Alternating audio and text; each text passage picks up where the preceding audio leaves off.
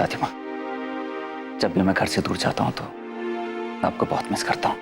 हमें पता है बेटा, हमें भी आपकी बहुत याद आती है। आई नो दादी माँ, इसलिए दादी माँ मैंने डिसाइड किया कि मैं घर से दूर नहीं जाया करूंगा।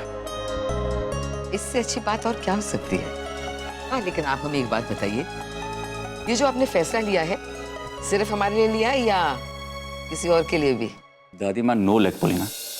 अच्छा ये बताइए कि आपके अलावा मेरी जिंदगी में और है कौन जिसके लिए मैं इतना सब कुछ करूं? मतलब देव भी है।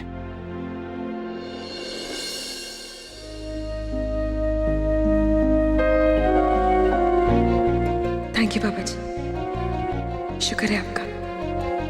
आपने मेरी विनती कबूल कर ली, मेरे मान को ठीक कर दिया।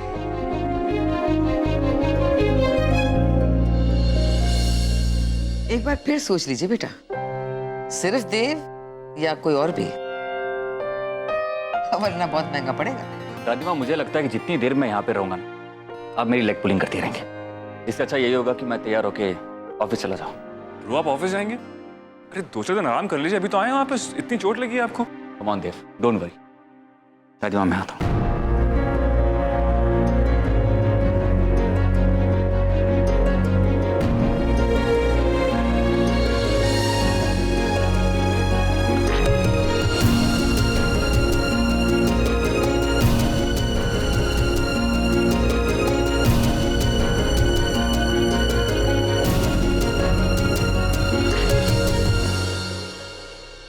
ब्रो भी ना हॉस्पिटल से आए नहीं कि मस्ती शुरू। कहाँ तो मिस्टर मान सिंह खुराना एकदम सीरियस बन के घूमते हैं, लेकिन जब मस्ती के मूड में आते तो देखो शरारत। गीत के सामने से ऐसे निकल गए जैसे पहचाना ही ना हो। बेटा पता नहीं ये शरारत है या फिर कोई इशारा है। मतलब दादी माँ? हमें तो ऐसा लगता है कि मान गीत को अकेले में कमरे में मिलना चाहते हैं। वैसे एक बात कहे, आपकी जोड़ी बहुत कमाल की है। एक को शरारत सूझती है तो दूसरा भी कोई कम नहीं है। लेकिन बेटा, हम ईश्वर से यही प्रार्थना करते हैं कि आपकी शरारतें यूं ही जारी रहे, आपका प्यार, आपकी मोहब्बत यूं ही बनी रहे। अरे, आप यहाँ खड़े खड़े मुस्कुरा क्यों रही हैं? जाइए ना, मान आपका इंतजार कर रहे हैं।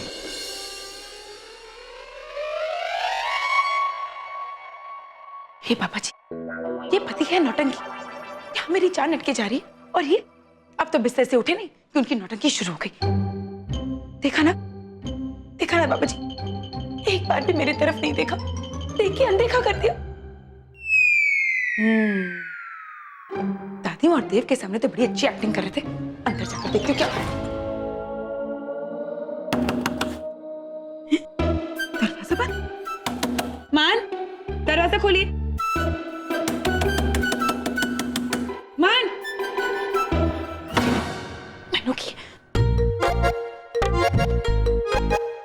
मान, मैं आपसे कह रही हूँ, आप ना फालतू में पंगे ले रहे। अगर मैं गुस्से में आ गई ना तो देखना, और अगर मेरा मुंह बिगड़ गया ना तो मैं आपको कभी माफ नहीं करूंगी। आप सुन रहे हैं ना? देख लेना, आप 1000 बार मुझसे माफी मांगी फिर भी मैं आपको माफ नहीं करूंगी। आप मेरे पीछे पीछे पीछे पीछे घूमते रहेंगे ना, फिर भी मैं आपको माफ नहीं करूंगी। सुन ही नहीं रहे। चलो मैनू की, मैं तो जाकर नाश्ता बनाती हूँ। पता चला नाश्ते में पास्ता नहीं बना तो इतना बड़ा मुंह हो जाएगा। चलो।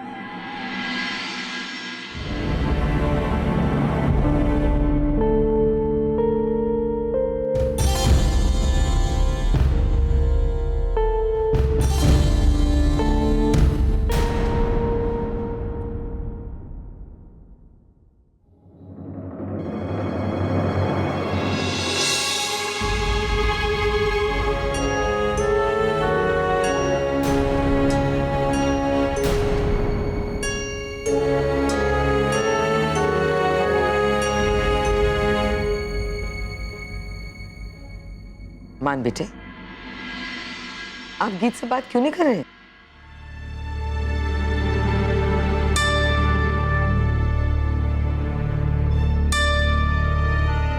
गीत? हाँ बेटा, गीत।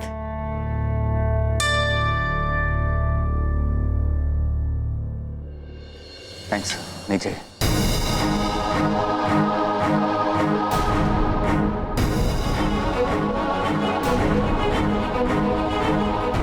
मान बेटे, आप ऐसा क्यों कर रहे हैं? दादी माँ, मैंने क्या किया है? मान बेटे, आप दोनों के बीच में कोई झगड़ा हुआ हो या कोई और बात हुई हो, लेकिन आप गीत से बात नहीं करें, ये उनको कतई अच्छा नहीं लग रहा है।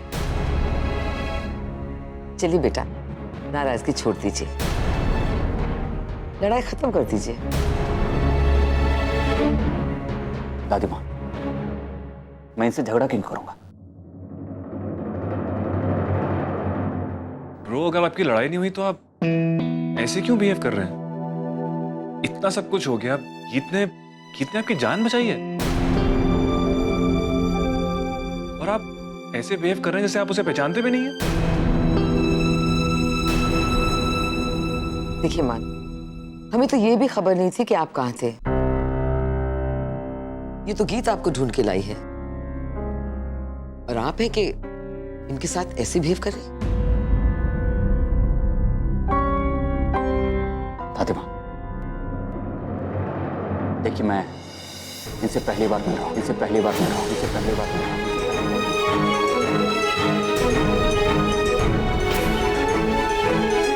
Anyways, thank you miss.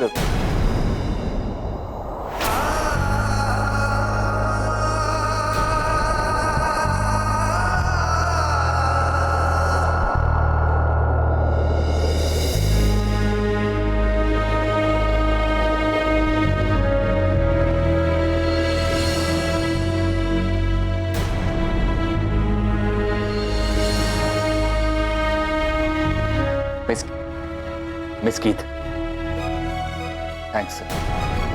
Thanks for saving my life.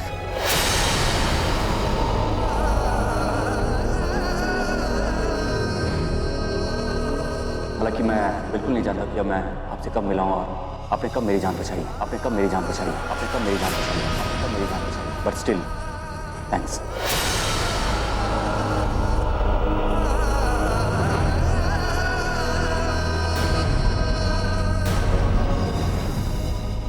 दादी माँ, ये हमारे यहाँ कब से काम कर रही हैं?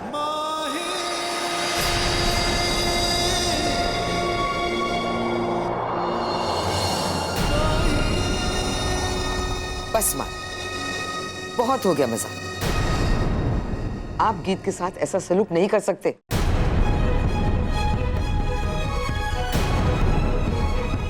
मजाक? मैं मजाक कहाँ कर रहा हूँ? आपने इन्हें थैंक्स कहने को कहा, मैंने थैंक्स कह दिया, जबकि मैं ये भी नहीं जानता कि मैं इनसे कब मिला था और इन्होंने कब मेरी मदद की थी।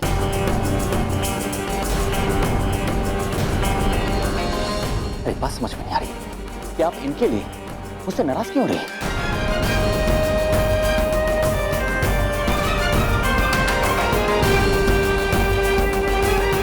ये कैसी बातें कर रहे हैं आप? ये गीत, आपकी गीत। मान बेटा, मजाक एक हद तक ही मजाक रहता है, लेकिन आप जो भी कर रहे हैं ना, ये हमारी बर्दाश्त से बाहर है। प्यार में शरारतें की जाती हैं, लेकिन इस वक्त जो आप कर रहे हैं ना, बहुत गलत है।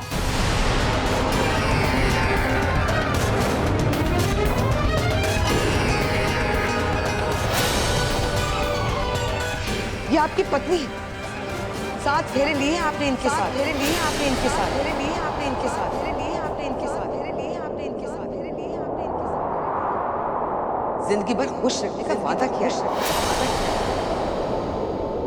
आप फिजूल मैंने परेशान क्यों कर रहे हैं? परेशान क्यों कर रहे हैं? ये आपकी पत्नी है, ये आपकी पत्नी है, 7 फेरे लिए आपने इनके साथ, लिए आपने इनके साथ, जिंदगी भर खुश रखने का वादा किया, वादा किया है।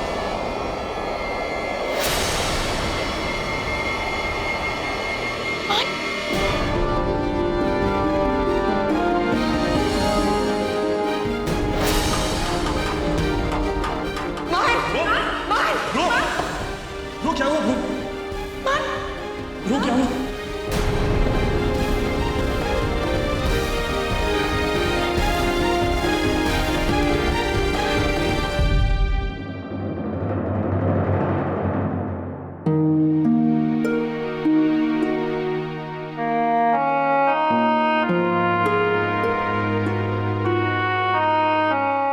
डॉक्टर साहब ये तो बताइए कि मान को हुआ क्या है?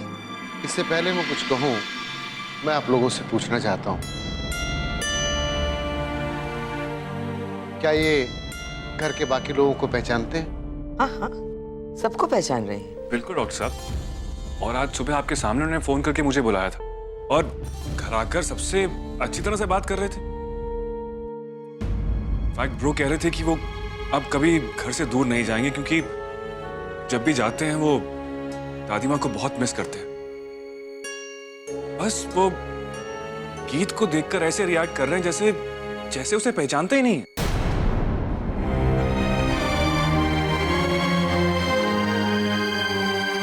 विष्णुदेव, आप मेरे साथ बाहर आए, इनको यहाँ आराम करने दीजिए। जी डॉक्टर साहब, आइए आइए। गीत बेटे, आप मान के साथ रहिए, हम अभी आते हैं।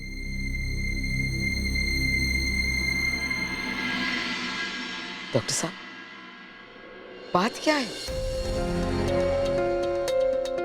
दरअसल वो घर से गए थे, ये उन्हें याद है, लेकिन वो कहाँ गए थे ये उन्हें याद है क्या? एक्चुअली डॉक्टर, ऐसी तो कोई बात हुई नहीं। आई एम अफ्रेड पर ये सच है, उन्हें ये नहीं पता कि वो कहाँ गए थे। आपका कहने का मतलब क्या है डॉक्टर? अमनीसिया, selective amnesia. क्या? बोलचाल की भाषा में इसे आप कह सकते हैं सेलेक्टिव मेमोरी लॉस।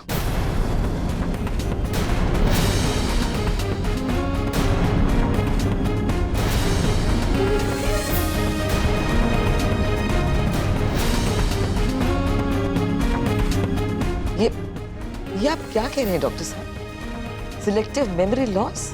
जी Savitri ji, selective memory loss. Mister Maan के सर पे गहरी चोट लगने की वजह से उनके दिमाग के एक हिस्से ने काम करना बंद कर दिया है। डॉक्टर साहब, ये आप कैसी बात कर रहे हैं? मतलब बंदा अपनी आधी याददाश्त भूल जाए और आधी रह जाए, ऐसा कैसे हो सकता है जी?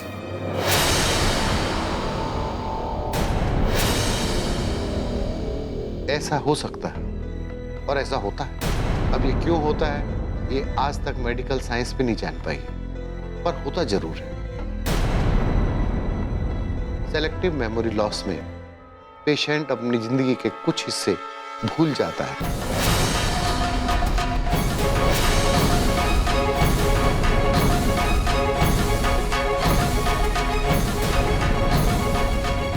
कुछ चेहरे, कुछ रिश्ते, कुछ हुनर, कुछ भी भूल सकता है।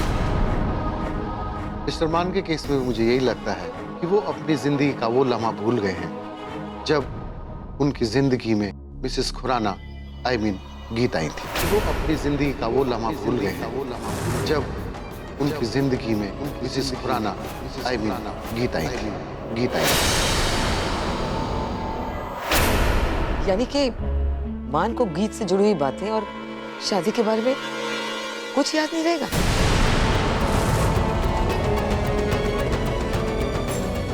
जी सावित्री जी, बस यूं समझिए कि 1-1.5 साल में जो कुछ भी उनके साथ हुआ है वो सब कुछ भूल चुके हैं।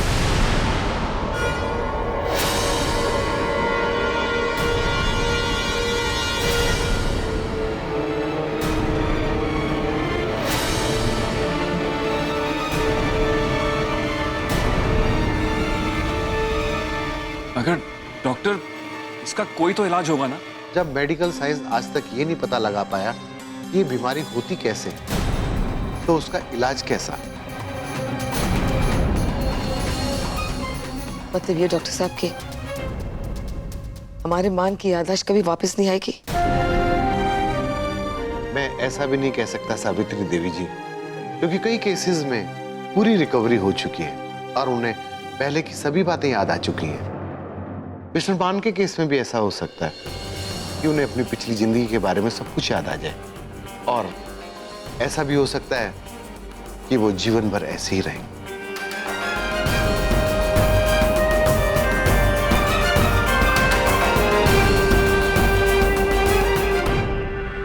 डॉक्टर साहब, अगर हम लोग उन्हें याद दिलाना चाहें कि हमारी दीदी की शादी उनके साथ हुई है, तो क्या तब भी उन्हें याद नहीं आएगा?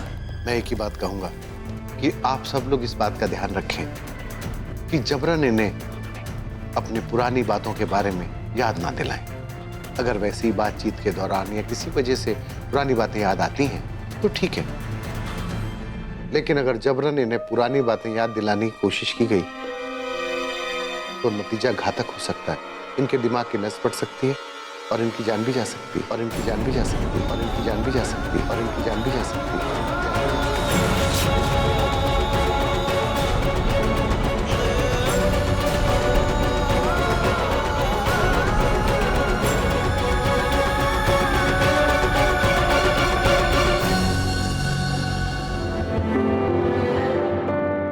मुझे तो ना एक बात समझ में नहीं आती, जो लोग बाबा जी के ज्यादा मुरीद होते हैं तो बाबा जी उन्हीं की परीक्षा क्यों लेते हैं? नंदिनी, बाबा जी ने जो करना था कर दिया, अब हम क्या करें? इन हालातों में हम क्या कर सकते हैं लकी वीर जी?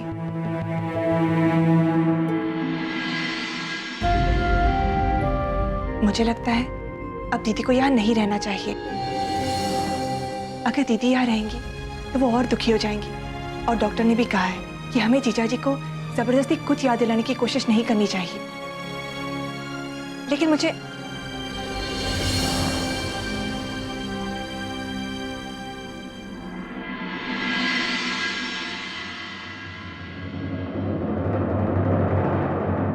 गीत बेटे, पता नहीं आपके नसीब में क्या लिखा है, पता नहीं तकदीर आपसे क्यों बैर ले रही है। एक मुसीबत पीछा नहीं छोड़ती, दूसरी सर उठा लेती है। काम में भी किसी ने सोचा नहीं होगा कि मान और गीत कभी अलग हो सकते हैं। गीत का मान उसके पास होते हुए भी उसके पास नहीं है। गीत बेटे, हम आपसे एक बात कहना चाहते हैं, लेकिन प्लीज हमारी बात का गलत मतलब मत निकालिएगा। आप तो जानती हैं ना बेटे, आप सिर्फ इस घर की बहू नहीं है, हमारी बेटी भी है।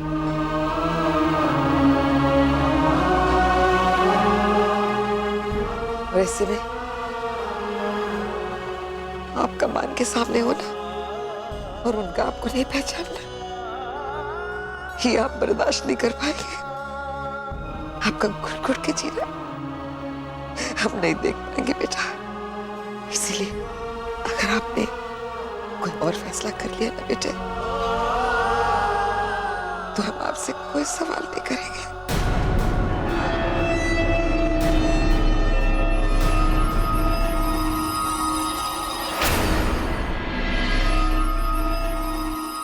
फैसला? कैसा फैसला था दीमा? गीत की जिंदगी का फैसला तो उसी दिन हो गया था जिस दिन वो मान की दुल्हन बनी थी। उसी दिन सब कुछ तय हो गया था। गीत सुहागन बनकर इस घर में आई है और सुहागन बनकर ही जाएगी।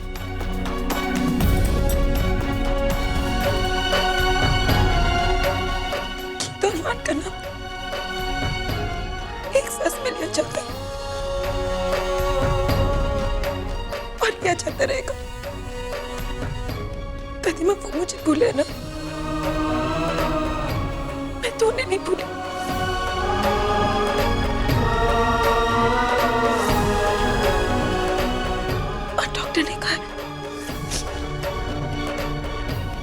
हम जबरदस्ती उन्हें कुछ याद नहीं करवा सकते, मगर प्यार से तो करवा सकते हैं ना।